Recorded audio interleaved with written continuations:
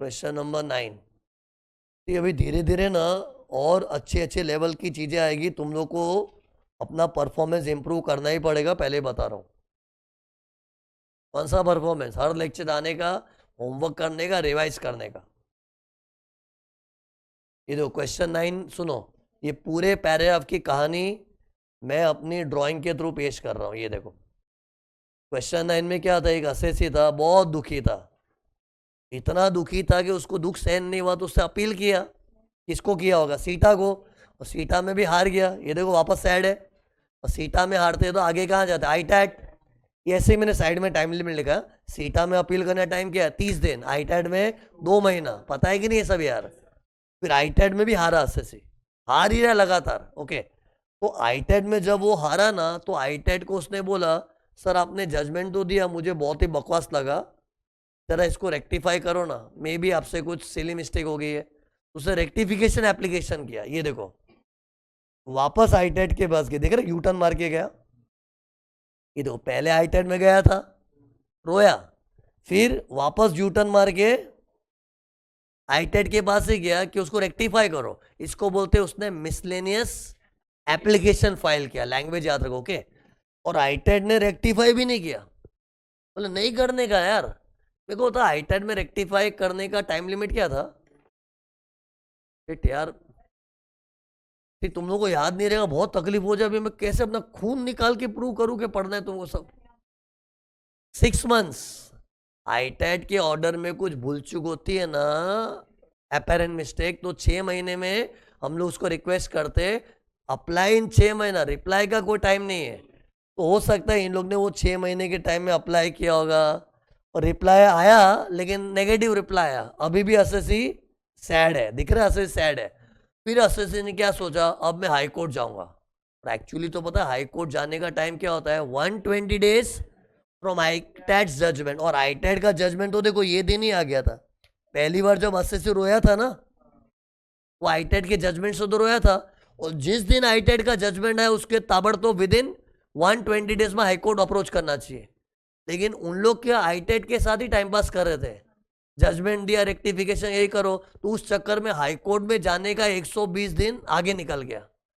And finally हुआ क्या देखो, 439 डेज का डिले हो गया in filing the appeal. Delay क्यों हुआ मालूम है कि नहीं? सी आईटेट का जजमेंट आने के बाद तुरंत हाई कोर्ट में नहीं गए ना, देवर ट्राइंग। चलना हाईटेट में ट्राई मार के देखते ना, अपने रेक्टिफिकेशन के लिए एप्लीकेशन करते, शायद उन्होंने कुछ चेंज कर दिया, ये कर दिया।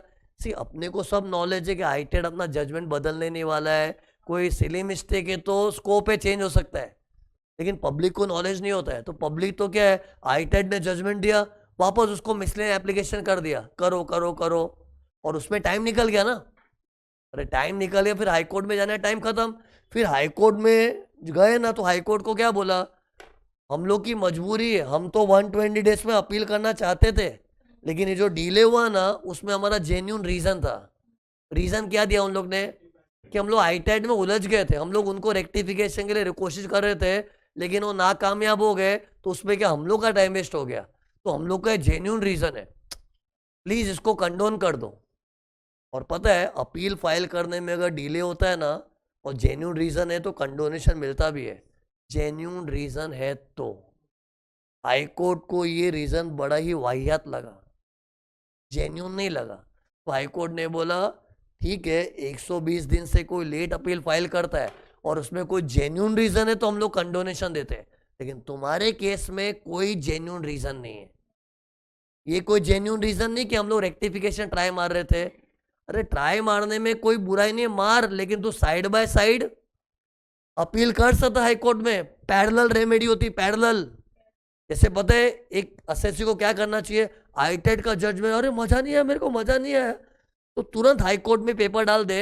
और देखो आईटेट में वो ट्राई मारना ना, क्या ट्राई मारना है, रेक्टिफिकेशन, तो पैरेलल ही कर दे। तू खुद ही टाइम की इज्जत नहीं कर रहा है, एंड फिर हमको बोल रहा है नहीं हम लोग की गलती नहीं, हम लोग का जेन्यून रीजन है। You should respect time. Why have we kept the time limit of 120 days? Respect time.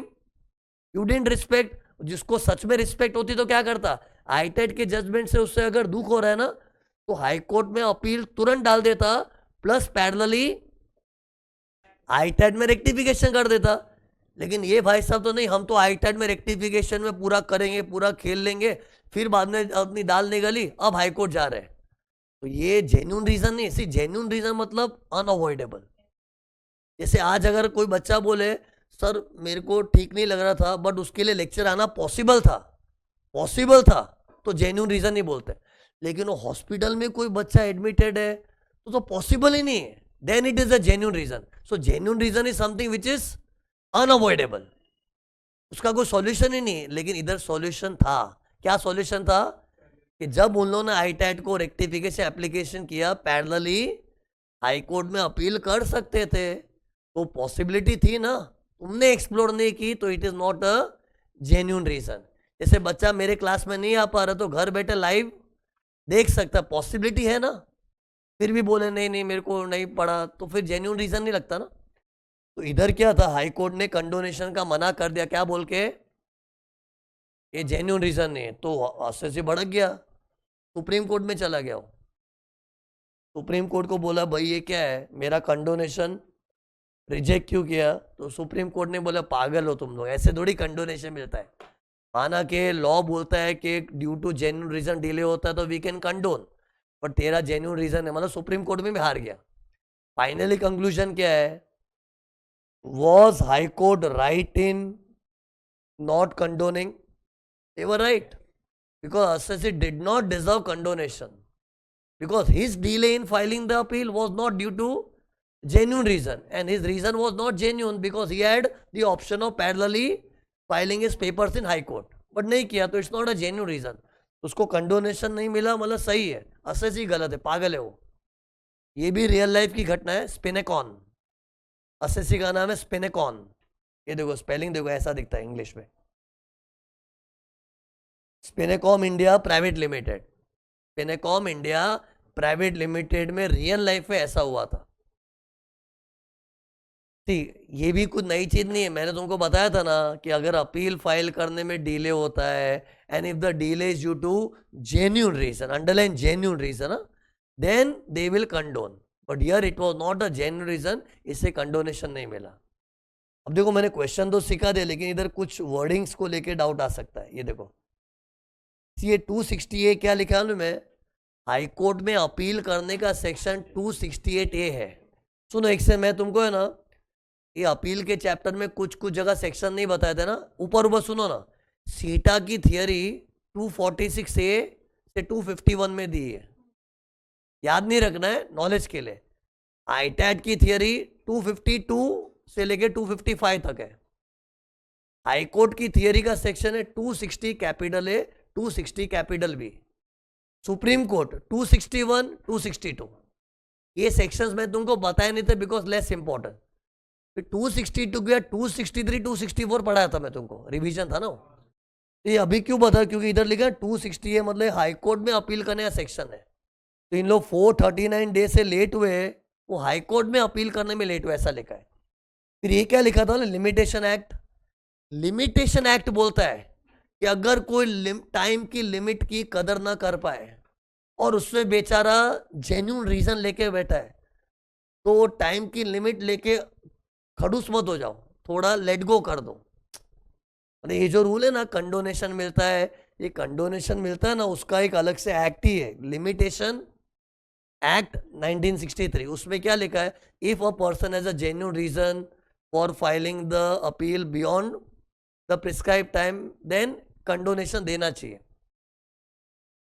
And फिर देखो वापस मिसलेनियस एप्लीकेशन लिखा, मतलब क्या होता है, रेक्टिफिकेशन था ना। असेसी इधर रेक्टिफिकेशन ट्राई मारा था, लेकिन उसमें टाइम वेस्ट हो गया, तो उसमें असेसी का गलती नहीं है, तो ट्राई मारने में थोड़ी कोई गलती है, लेकिन side by side high court में अपील कर देना था, वो नहीं किया ना।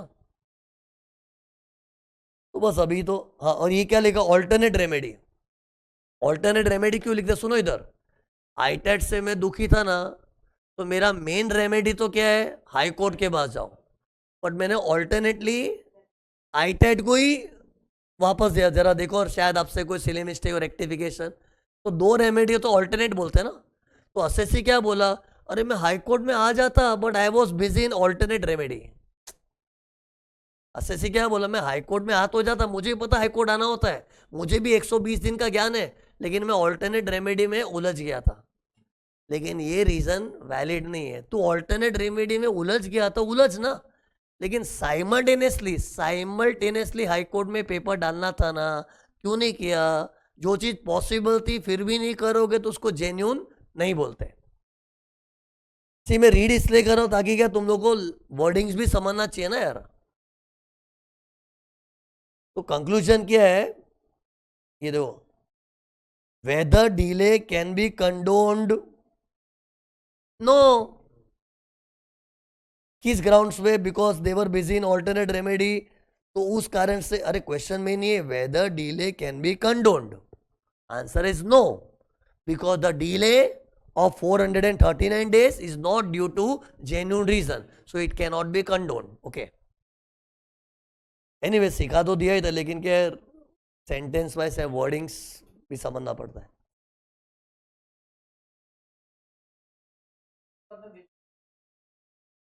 नहीं, हाई कोर्ट का ही डिस्क्रिप्शन है।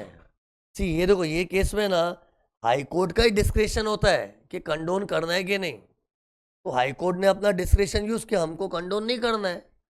लेकिन पता है, हाई कोर्ट की कंप्लेन सुप्रीम कोर्ट में डाला कि कंडोनेशन क्यों नहीं दे रहे हो, कंडोनेशन क्यों नहीं दे रहा है, देना चाहिए ना। ये कंप्लेन ठोकी हमने सुप्रीम कोर्ट में, तो सुप्रीम कोर्ट बोला बराबर है, क्यों देगा। माना कि हाई कोर्ट वो डिस्क्रिप्शन है, but only if there is a genuine reason. तो सुप्रीम कोर्ट ने भी हाई कोर्ट को सपोर्ट किया। अरे जैसे हाई कोर्ट की कंप्लेन करने सुप्रीम कोर्ट में गया ना, सिंपल कंप्लेन किया कि हमको कंडोनेशन क्यों नहीं दिया।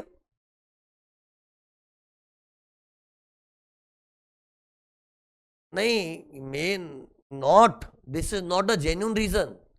सी समझ नहीं रहे तुम लोग, हाई कोर्ट मे और मे नॉट कंडोन, वो तो रूल है, बट दैट इज, उसका बेसिस क्या है, जेन्युइन रीजन। और सब में खुल्लम खुल्ला बोला है कि उनका रीजन जेन्युइन नहीं है, तो उन लोग कंडोन करेंगे ही नहीं। सी हाई कोर्ट को भी पावर दिया, मतलब उन लोग मिसयूज थोड़ी करेंगे, वाहियात रिया चलना चला लेंगे अपना, ये सब चलता है, ऐसा नहीं है। हाई कोर्ट को भी रिस्पॉन्सिबली बिहेव करना है ना। तो उसके माइंड में क्या रहा है, हाई कोर्ट को चलाना तो चला तो सकती थी ना, नहीं चला सकते। अगर चलाए तो ये लोग रिस्पॉन्सिबली बिहेव नहीं कर रहे। रिस्पॉन्सिबल बिहेवियर क्या होता है, जेन्यून रीजन है तो कंडोन करो। और क्वेश्चन में तो लिखा ही है, जो उनका एक्सक्यूज था वो जेन्यून एक्सक्यूज नहीं है। ओके, जो भी इन लोग रेक्टिफिकेशन का ट्राई मार रहे थे, it was possible to parallelly file the appeal within the 120 days time, but you didn't do, it is not a genuine reason. तो ये क्वेश्चन 9 हो गया। ओके, अब है ना, अगले क्वेश्चन में जाने के बाद है ना, इस वक्त एक तुमको ऐसी जनरल पॉइंट बता रहा हूं। बहुत बार क्या है, जनरल पॉइंट चल रहा है, एसएससी को है ना बहुत ऐसा लगता है धरती पे अन्याय हो रहा है मेरे साथ, तो उसमें एक कॉन्स्टिट्यूशनल रेमेडी यूज कर सकते हैं। कॉन्स्टिट्यूशनल रेमेडी करके तुमको नॉलेज देना चाह रहा हूं। वेन एवर एसएससी फीस मेरे साथ नाइंसाफी हो रही है, भारत की धरती पे रहता हूं, भारतीय नागरिक हूं, तो मेरे साथ इंसाफ होना चाहिए। And when ever you feel कोई भी लॉ वाले लोग तुमसे इंजस्टिस कर रहे हैं, तो you can complain to high court और सुप्रीम कोर्ट। ये देखो, जैसे एग्जाम्पल दे रहा हूं, अभी मैं एक क्वेश्चन खत्म हो, जनरल बात कर रहा हूं। ये देखो, जैसे ये था ना 264 सेक्शन, याद है 264 में मैं सीआईटी सीसीआईटी के पास गया और उसने मेरा मदद नहीं किया, बाद में दी एंड हो गया। अरे दी एंड है ना, इधर एसएससी को बुरा क्यों लग रहा है कि इधर सीआईटी सीसीआईटी ने बहुत ही इलॉजिकल बिहेवियर दिखाया। He could have helped me, but his behaviour was very abnormal, और मेरी मदद नहीं की और मेरा धन दी एंड हो गया इधर। तो इधर उसको लग रहा है यार मैं एकदम हेल्पलेस हूं।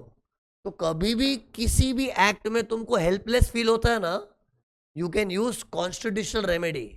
मतलब क्या होता है ना, हम लोग हाई कोर्ट को सीधा लेटर डालेंगे, उसको बोलते हैं रिट पिटीशन। क्या बोलते हैं, रिट पिटीशन। और हाई कोर्ट में अगर नहीं चला तो सुप्रीम कोर्ट में जाएंगे, उसको बोलते हैं स्पेशल लीव पिटीशन। तो ये वर्ड है ना, writ petition, special leave petition, these are words used in constitution of India. But constitution of India को कब इन्वोक करेंगे, जब कोई पर्टिकुलर एक्ट तेरा साथ नहीं दे रहा है। क्योंकि भारत में जितने भी एक्ट है ना, वो बच्चे, उनका बाप कौन है, constitution of India, it's the father of all laws. तो सी इनकम टैक्स लॉ में सेक्शन 264 है ना, वो बोलता है कुछ नहीं हो सकता, दी एंड। तो इनकम टैक्स लॉ की क्या औकात, उसका पप्पा कौन है, कॉन्स्टिट्यूशन। तो हम लोग कॉन्स्टिट्यूशन इंडिया का रेमेडी यूज करेंगे कि माना कि इनकम टैक्स लॉ में लिखा दी एंड, बट मेरा दी एंड नहीं होना चाहिए था, क्योंकि मेरे साथ सीआईटी सीसीआईटी ने ढंग से व्यवहार नहीं किया था। ढंग से व्यवहार नहीं किया ना, उसको इंग्लिश से क्या बोलते हैं, they didn't follow the principles of natural justice. Justice करने के कुछ सिद्धांत होते हैं कि कोई दुखी है तो उसकी सुनो, ये करो वो करो, लेकिन उनके कोई प्रिंसिपल सिद्धांत ही नहीं है, जस्टिस करने ही नहीं आता। मैं एप्लीकेशन किया, वही ठुकरा दिया, नहीं करने जा, क्या करेगा, नहीं करने का। तो ये वियर्ड बिहेवियर है ना। तो ऐसा वियर्ड बिहेवियर में बेचारा असेसी को तो क्या लगेगा, अरे यार मेरा तो दी एंड हो गया, अभी तो लाचार फील हो रहा है। तो कोई भी लॉ में तू ऐसा हेल्पलेस फील हो रहा है ना, रेमेडीलेस, क्या बोलते हैं, remediless, then you can invoke constitution of India. और उसमें दो ही स्टेज है, हाई कोर्ट में जाओ, मजा नहीं आया तो फिर सुप्रीम कोर्ट में जाओ। हाई कोर्ट में गए तो रिट पिटीशन, सुप्रीम कोर्ट में गए तो स्पेशल लीव पिटीशन। ये ऐसे जनरल नॉलेज दे रहा हूं, तो ये तुम लोग जनरलाइज कर दो। खाली इनकम टैक्स में, कंपनी लॉ में भी अप्लाई होता है। इंडिया में जितनी भी एक्ट है ना, उसमें तुमको हेल्पलेस, रेमेडीलेस फील हो रहा है ना, you can invoke constitutional remedy. Okay,